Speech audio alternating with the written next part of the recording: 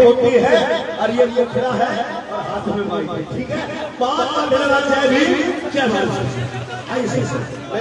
तमाम साथियों से अगर मौका बैठ जाए वो साथियों जिस घड़ी का आपको इंतजार था वो घड़ी को समाप्त करते हुए भगवत भाई साहब आप बहुत देर के वो घड़ी समाप्त करते हुए साथियों आप सबके बीच में इस देश के युवा सम्राट और इस देश की आवाज बड़े भाई चंद्रशेखर आजाद को बुलाना चाहूंगा।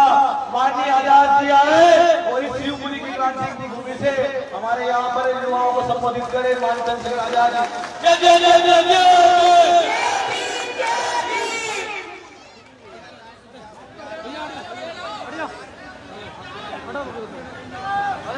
आराम से बैठ बिल्कुल शांत मुझे कमी हुई। मेरे में 500 लोग देख रहे हैं, वही बच्चे पढ़ के रह गया ज़्यादा खत्म नहीं गया।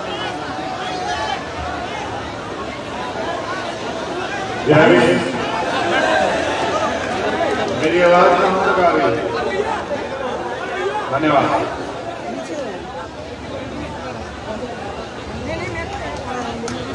बहुजन समाज में जन्म रहे सभी संतों गुरुओं महापुरुषों को नमन करता हूँ और शिवपुरी की मध्य प्रदेश की महान जनता का धन्यवाद करता हूँ। यहाँ उपस्थित हमारी माताएं बहनें, हमारे नौजवान साथी, हमारे बहुत ही सीनियर और जिम्मेदार साथी, यहाँ इस आज की प्रोग्राम की पूर्व आयोजक कमेटी, जिला की भीमान की आजाद समाज पार्टी और प्रदेश की पूरी टीम का धन्यवाद। साथ साथ जो वॉलेंटियर यहाँ लगे हुए मैं उनका भी धन्यवाद करता हूँ।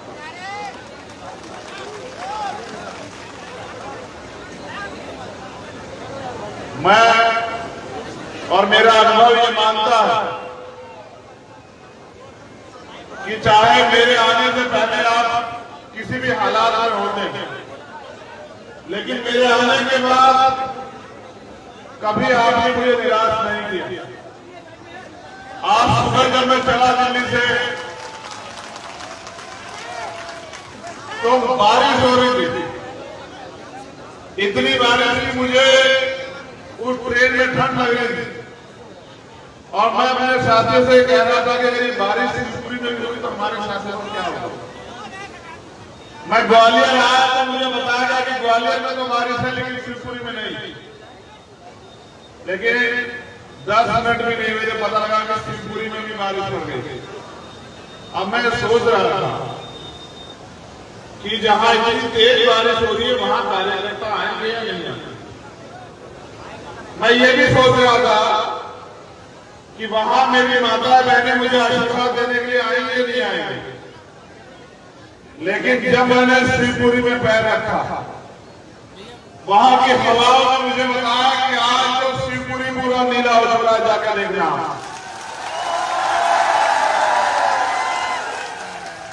एक गरीब के बेटे को इतना प्यार देने के लिए जो आपके बीच में से बहुत बहुत धन्यवाद। आप सब लोगों का दोबारा पूरे धन्यवाद। मुझे आपसे बहुत जरूरी बात करनी है। क्या आप 20 मिनट मुझे सुनेंगे?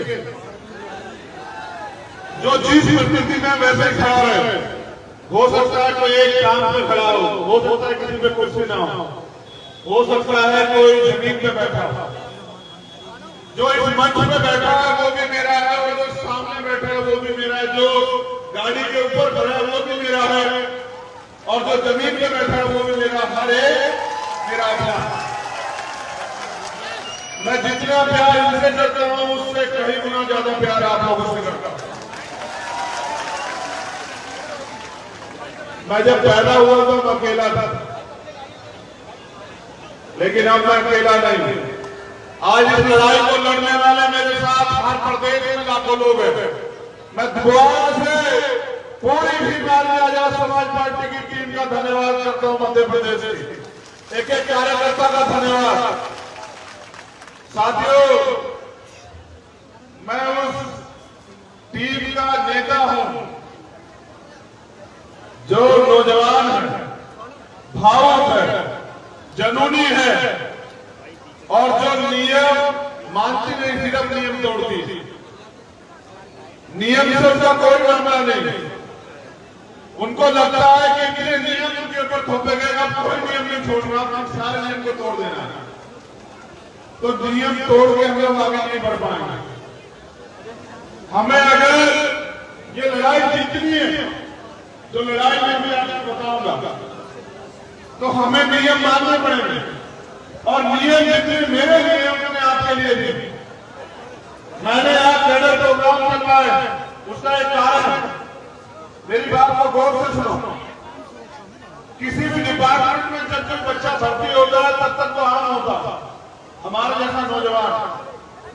लेकिन फिर उसको उसकी डेडिकेशन के मुकाबले बनाने के लिए ट्रेनिंग दी जाती थी। जैसे आर्मी में कोई नौजवान भर्ती होता वो आपके जैसा होता, लेकिन फिर उसको 6 महीने 9 महीने 1 साल की कड़ी मेहनत, कड़े प्रशिक्षण से गुजरना पड़ता, तब वो योद्धा बनता, जवान बनता है। मैं जब आके देखता हूं तो मैं डरता हूं, क्योंकि सागर में एक हादसा हुआ था कि कहीं आपको चोट ना लग जाए, कोई हमारे देश से न चला जाए, किसी को नुकसान ना हो जाए।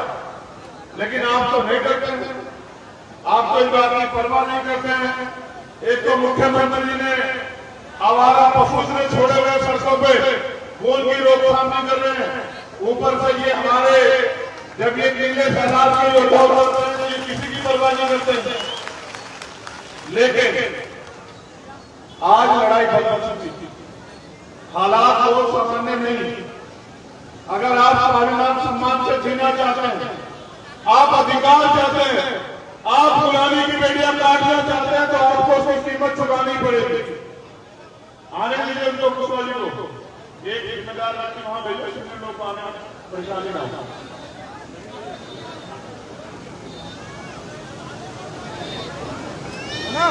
अगर आप एक चाय की पत्ती का पैकेट खरीदेंगे, उसकी कीमत में चुकानी पड़ेगी। हजारों साल से जो गुलामी हमारे ऊपर थोपी गई, हमें जुर्म जाति का शिकार होने में मजबूर होना पड़ा। अगर उस गुलामी को, उस अन्याय की बेड़ियों को काटना है, तो हमें इसकी कीमत चुकानी पड़ेगी। और जो समाज कीमत नहीं चुकाएगा, वो समाज कभी सफल नहीं होगा। ये आजाद भारत है। इस आजाद भारत में आज भी बहुत गुलाम, और उस गुलामी की बेटियों को काटने का बीड़ा उठा हम नौजवानों ने। क्या आप इस गुलामी की बेटियां काटने में हमारी मदद करोगे? जो दिल से मदद करेंगे वो दोनों हाथ उठाए, जो दिमाग से मदद करेंगे वो एक हाथ नीचे कर लेंगे।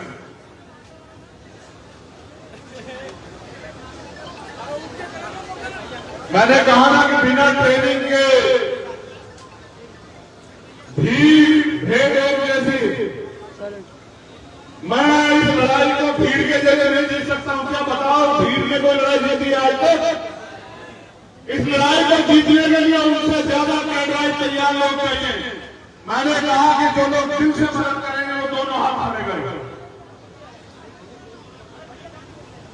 जो खाली तन से मदद करेंगे वो दोनों में से एक हाथ नीचे कर लो, जो मन से और तन से दोनों से मदद करेंगे वो दोनों हाथ ऊपर रखो।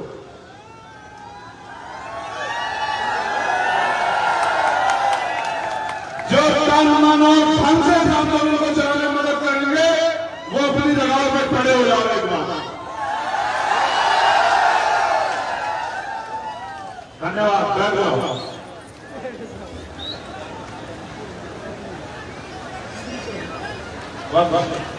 मैं आपसे कुछ बातें शेयर करना चाहता हूं, फिर मैं अपनी बात रखूंगा। आप सुनेंगे? अस्ते यहां जाओ, ये पकड़ो। अब शांति से मेरी बात सुनो। नारेबाजी से मुस्कुराने से मिशन सफल नहीं होगा। देखो, गौर से सुनो। करेगा बीएमओ ने महिलाओं और मान्यवर काशीराम साहब पर बजट टिप्पणी की, जाति सुरक्षा से कहेंगे। भीम आर्मी के मेजर मोहती अर्जुन नायक ने धरना भी दिया, लेकिन FIR कार्रवाई, लेकिन अभी तक जेल में नहीं गया अपराधी। ये ढोला परिहार, नीलम परिहार, पुत्रगंज गौरव सिंह परिहार निवासी गांव भावखेड़ी एवं बुद्धि जाटव पुत्र श्री भोदू जाटव, और इन पे राजीनामे का दबाव बनाया जा रहा है, लगातार धमकी दी जा रही है। तो राजवीर जाटव जी, इनके साथ भी जो है इनका एक मुकदमा, उस पर गवाही के लिए दबाव बनाया जा रहा है। पुलिस के पास जाते हैं बेचारे, ऐसे लोग आते हैं।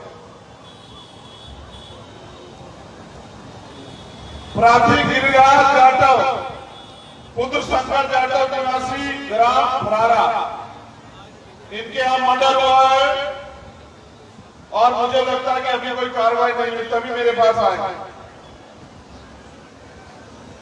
रमनिया थाना ग्राम देवारी से एक मासूम बच्ची का रेप हुआ है, जिसमें अभी तक कोई कार्रवाई की मांग करते हैं। ऐसी चिट्ठी है मेरे पास।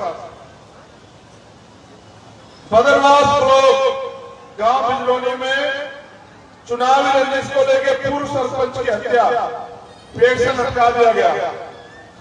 क्षेत्रीय प्रशासन ने आत्महत्या कह दिया। फतेहपुर करेरा में, बैठिए माता जी, बैठिए, आप ऊपर बैठिए, ऊपर बैठिए।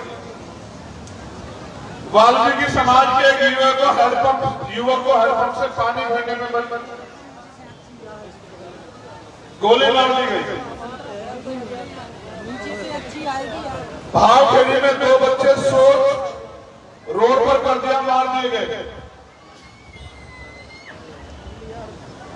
एक और FIR है, ये पुराना प्राथी की पुत्री ससुराल में जिसका देहांत हुआ, उसकी जांच नियमानुसार कराई जाए। भाई प्रशासन के लोगों से मेरा निवेदन है, हमारे कार्यकर्ताओं को कुछ ना कहें, प्यार से बात करें उनसे। एक और एप्लीकेशन है, मुझे आवेदक के आरोपी चुनावी रंजिश, पुरानी रंजिश में जानलेवा हमला किया।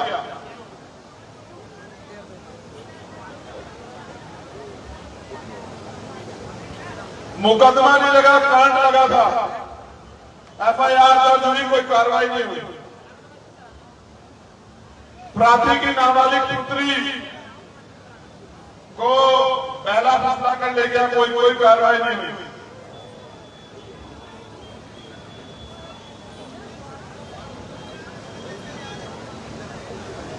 शासकीय भूमि पे अंबेडकर सामुदायिक भवन है तो सुरक्षित है, लेकिन अभी तक हमारे लोगों के हाथ में नहीं है। और ये अंतिम घटना जो मेरे हाथ में है, ये वो है जहां एक बच्ची जो है दलित समाज की, वो स्कूल जाना चाहती थी। कुछ नालायकों ने उसको इसलिए रोक दिया कि इस गांव की बेटियां स्कूल नहीं जाती है, उसके परिवार के साथ मारपीट गई। बड़ा शाहजहां का मामला है। मैं ये बातें आपको क्यों बता रहा हूं जी? जी आप अपना नंबर लिख के दे दो, बाकी आप बैठ जाओ, छोड़ो। अब आपके बेटे बैठ जाएंगे। मैंने ये बातें, घटनाएं आपको क्यों सुनाई पता है? अगर आप समाज को परिवार मानते हैं तो आपको इनके दर्द का एहसास होना चाहिए कि यहाँ सैकड़ों लोग ऐसे बैठे हैं जिनके साथ अन्याय हुआ। सरकार यही है, कानून व्यवस्था यही है, पुलिस यही है, प्रशासन यही है, लेकिन आज भी वो खून के आंसू रो रहे हैं और उनको न्याय दिलाने वाला कोई नहीं है। जो समाज इतना अन्याय सह रहा हो, उस समाज के नौजवानों को उस गुलामी को काटने के लिए अपने प्राणों के बलिदान देने के लिए भी तैयार रहना चाहिए। ये घटनाएं मैंने आपको इसलिए सुनाई क्योंकि बाबा साहब अम्बेडकर कहते हैं कि जिस समाज का युवा जीते जी अपने समाज की लड़ाई नहीं लड़ता, वो जीते जी भी मरे हुए के समान होता है। और जिस समाज का युवा जीते जी अपने अधिकारों की लड़ाई लड़ता, अपने समाज की लड़ाई लड़ता है, वो मरकर भी अमर हो जाता है। अन्याय करने वाले से न्याय सहने वाला ज्यादा दोषी होता है। आप अन्याय सह रहे हैं, दोषी वो लोग नहीं जो अन्याय कर रहे हैं। अगर आप मेहनत करके तैयारी करो तो अन्याय करने वाले तो ये शिवपुर जिला छोड़ के भाग जाएंगे। ऐसा मेरा आप लोगों से वादा है, अगर आप मेहनत करो।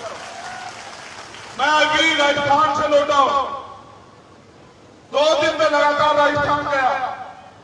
वहां की सरकार मुझे बंद करके बिठा लेती है, कभी एयरपोर्ट में कभी थाने में।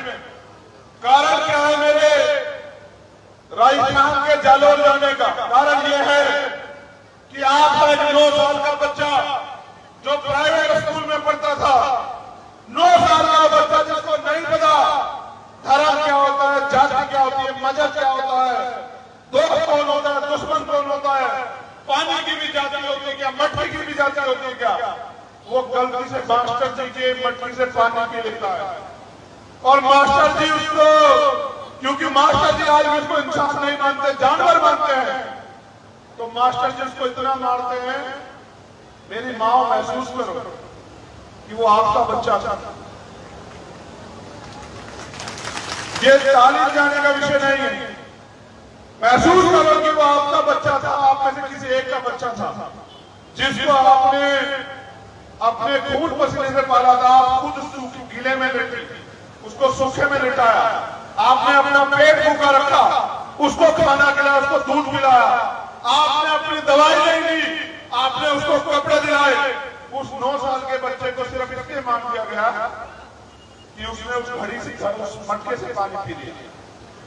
मैं इसलिए गया था कि उसका बाप ये कहता है मुझे कि मुझे भरोसा, अगर मेरा भाई आएगा तो मुझे न्याय मिलेगा, वरना मुझे किसी पे भरोसा नहीं कि मुझे न्याय मिलेगा। मैं इसलिए एक बार मुझे पता लगा, 10 घंटे पुलिस मुझे पकड़ के दिल्ली आई।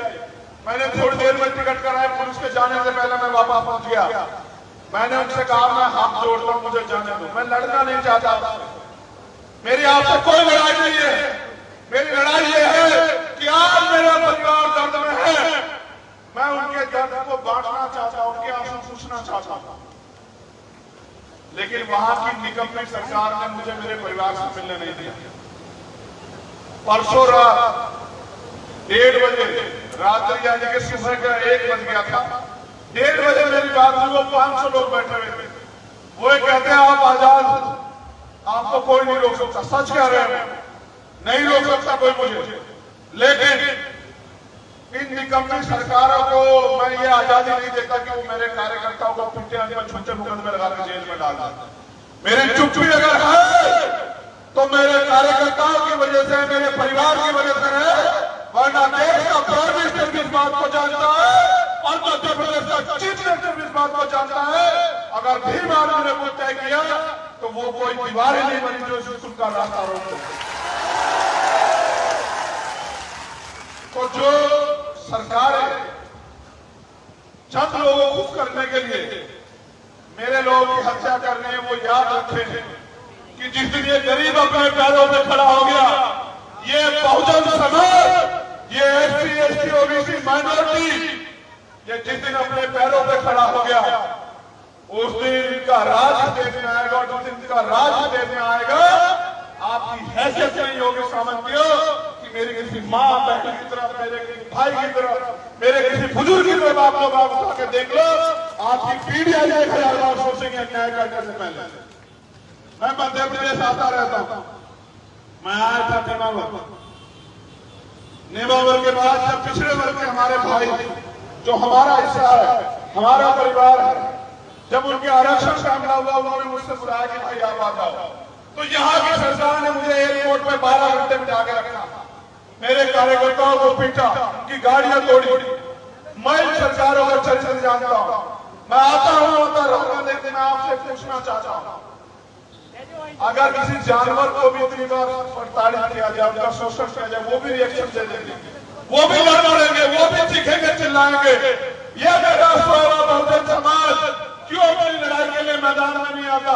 क्यों ये नहीं समझता कि एक दिन की रैली, एक दिन के आंदोलन, एक दिन के रोड शो, एक दिन की मीटिंग से समाज में ताकत नहीं आएगी, समाज ताकतवर नहीं बनेगा। हमें 365 दिन काम करना पड़ेगा। जब हम रोटी की लड़ाई लड़ते हैं, अगर सुबह काम करते हैं तब शाम को रोटी स्वाभिमान की लड़ाई अगर रोज नहीं लड़ेंगे तो हमें स्वाभिमान सम्मान कहां से मिलेगी? मैं जब अपने लोगों के चेहरे देखता हूं मंजीत भाई, आप तो मेरे पुराने साथी हैं, जब मुझे जिले के लोग जानते थे, आप मुझे तब से जानते थे, मैंने कभी अन्याय के आगे घुटने नहीं टेके। मगर मैं जब गांव देहात में जाता हूं तो अपनी माओ के चेहरे देखता हूं, अपनी बहनों के चेहरे देखता हूं, उनके चेहरे पे एक उम्मीद होती है। वो जब मुझसे हाथ मिलाती हैं, मुझे आशीर्वाद देती हैं या मेरे बराबर में खड़े होकर फोटो खिंचवाती, तो वो ये एहसास करती है कि यहाँ हम सुरक्षित हैं, ये हमारा बेटा हमें न्याय दिलाएगा, ये हमारे जो गुलामी 70 साल से हमारे ऊपर आजाद भारत में भी हमें गुलामों जैसा जीवन जीना पड़ता था, ये उस गुलामी से हमें आजाद करेगा। लेकिन मैं आपसे पूछना चाहता हूं, क्या मैं अकेला इस लड़ाई को लड़ सकता हूं? क्या बिना आपके मैं इस लड़ाई को जीत सकता हूं? आप ये बताओ, जो सुविधाएं, ये इसको क्या मानते हो? ये मात्र एक किताब नहीं है, ये मात्र एक किताब नहीं है, इसमें कुछ आर्टिकल में लिखे गए हैं। ये वो पवित्र ग्रंथ है जिसने हमारी जिंदगी बदली है, जिसने हमें समान अवसर दिए। आज अगर हम यहाँ बैठे हैं मंच पे, आज अगर ये नौजवान इस माइक में दहाड़ते हैं, ये स्वाभिमान सम्मान का जीवन जीने के लिए और अपने समाज को दिलाने के लिए आगे बढ़ रहे हैं। ये जो मंच सजा है, आप जो कुर्सी बैठे पंडाल आ रहा है, और उस बारिश को भी आपके उस आगे मुड़ना पड़ा, उसको अपना रास्ता बदलना पड़ा है, तो ये अधिकार है संविधान। आज इसको खतरा, बाबूजी मुझसे कह रहे थे कि भाई यहाँ बीजेपी की सरकार नहीं आनी चाहिए, मैं भी कह रहा हूँ आनी चाहिए, लेकिन मैं तो कह रहा हूँ बीजेपी की ना किसी की ना हमारी आनी चाहिए। हमें नहीं मतलब किसकी आए या नहीं, हमें फर्क नहीं पड़ता, क्योंकि हमने तो सबकी सरकारें देखी।